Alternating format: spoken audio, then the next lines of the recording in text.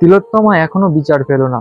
আরজিকর ঘটনার মূল অভিযুক্ত সন্দীপ ঘোষও সে শাস্তি পেল না এখনো। কত আন্দোলন, কত রাত দখল, সবকিছু যেন বৃথা হতে চলল 1 বছর ধরে।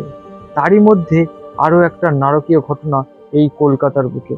হ্যাঁ, সাউথ ক্যালকাটার ল কলেজে অভিযোগকারিনীর বয়ান অনুসারে যে অমানবিক অত্যাচার, তারপর মেরে ফেলারও একটা প্রচেষ্টা, সেই মনোজিৎ মিশ্রের ও তার 2 সহপাঠীর সঙ্গে যে ঘটনা, সেই ঘটনা আমাদেরকে আরো একবার শিহরিত করে দেয়।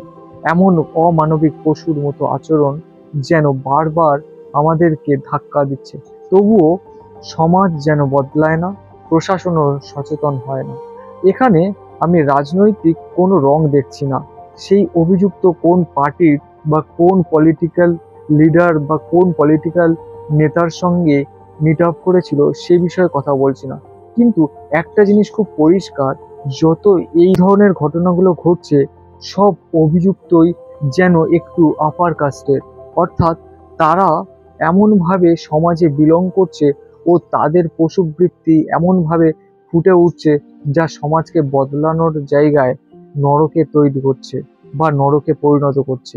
এই প্রবণতা এমন দিনের পর দিন ভাবে বাড়ছে ও অদৃশ্যভাবে প্রশাসনিক একটা হাত বা ছায়া তাদের উপর আশ্রয়ের মতো দাঁড়াচ্ছে, যা কিনা সমাজকে আরো ভয়াবহ দিকে নিয়ে যেতে পারে বলে অনেকে মনে করছে।